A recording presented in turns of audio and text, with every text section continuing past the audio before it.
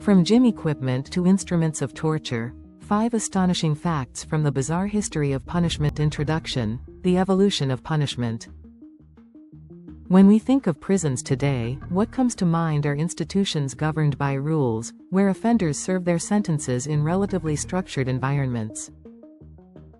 But what if we told you that the treadmill you use at the gym was once an instrument of torture, that the very idea of a humane prison began as a psychological experiment, and that some of the most controversial punishment methods in history were promoted under the banner of reform? The history of punishment and correction is full of contradictions, where well-intentioned reforms led to unexpected consequences, and where many of the most brutal practices were justified through moral or scientific reasoning. In this article, we peel back the curtain on the past and reveal 5 surprising and influential facts that have shaped the justice systems of our world today. 1. The treadmill you use every day was invented as a tool of punishment and torture.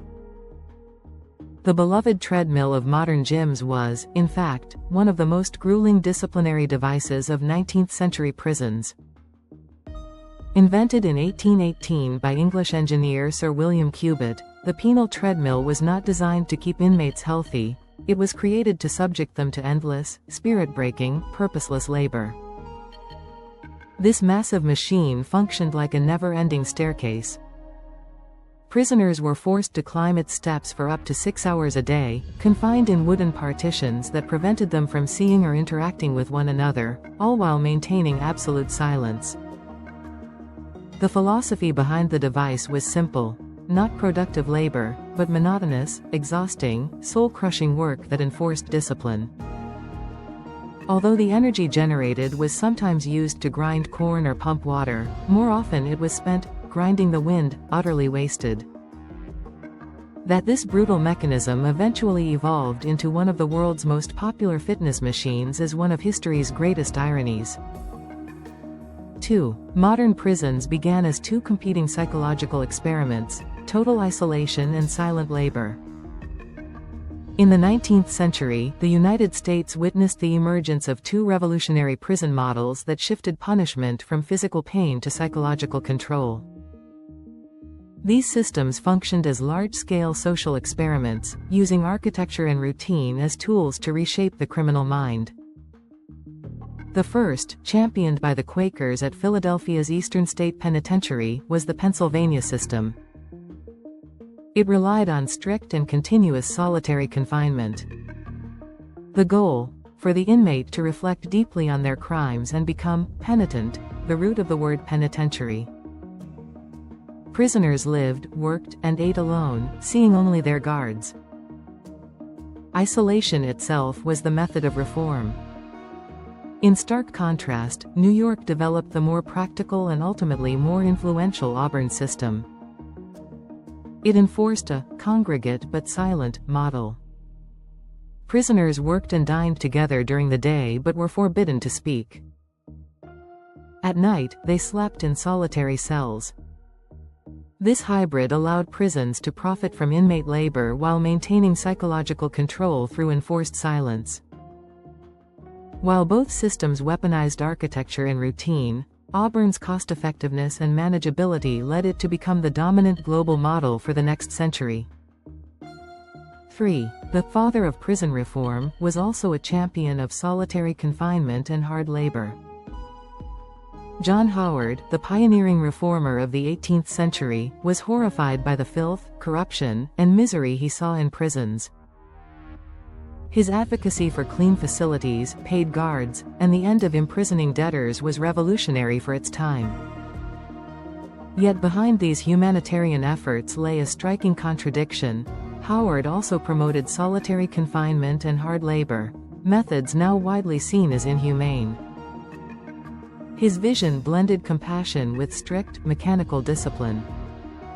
His ideas inspired Britain's 1779 Penitentiary Act, grounded in the belief that moral reform could be achieved through isolation and arduous work. This paradox reveals a sobering truth: even the foundations of so-called reform were built on principles that would later be recognized as deeply problematic.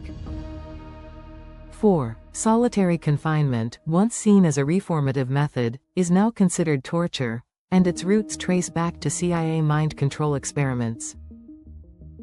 Solitary confinement, idealized by early reformers like John Howard as a path to reflection and remorse, is now understood completely differently. Extensive modern research has shown that isolation causes severe psychological and physiological harm, increases recidivism, and is defined by the United Nations, Mandela Rules, as torture when it exceeds 15 days. Its effects are disturbing: extreme sensitivity to stimuli, hallucinations, paranoia, and cognitive deterioration. Prisoners may overreact to the slightest sound or flicker of light, gradually losing their grip on reality. But perhaps the most shocking truth lies in its scientific origins. Many of the mid-20th century sensory deprivation experiments, designed to replicate solitary conditions, were secretly funded by the CIA and military institutions. Their goal was to research mind control and brainwashing. Thus, a method once heralded as rehabilitative is historically intertwined with unethical interrogation and psychological torture experiments. 5. From absolute punishment to the right to hope, Turkey is undergoing a historic legal transformation. Returning to the present, we can observe how punishment philosophies continue to evolve, particularly through recent changes in Turkey's penal system.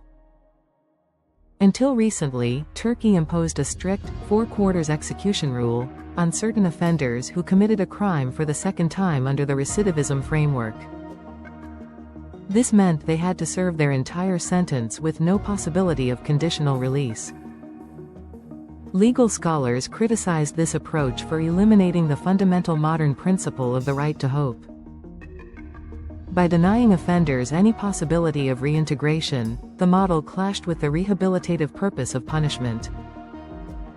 With the 10th Judicial Reform Package, implemented in June 2025, this rigid rule was abolished.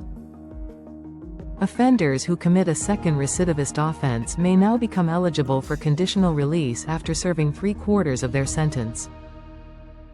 This marks a historic step away from absolute punishment and toward a more modern philosophy centered on rehabilitation and the possibility of rejoining society. Conclusion: what will the future of punishment look like? From the public humiliation of the pillory to the mechanical brutality of the penal treadmill and the psychological torment of solitary confinement, the history of punishment demonstrates how dramatically its methods and goals can shift. Practices once considered humane are now recognized as torture. Rigid doctrines are reshaped by universal principles such as the right to hope. In light of these harsh and contradictory lessons from history, we are left with a vital question. Will the justice systems of the future truly prioritize rehabilitation and reintegration, or will they simply devise more sophisticated methods of control?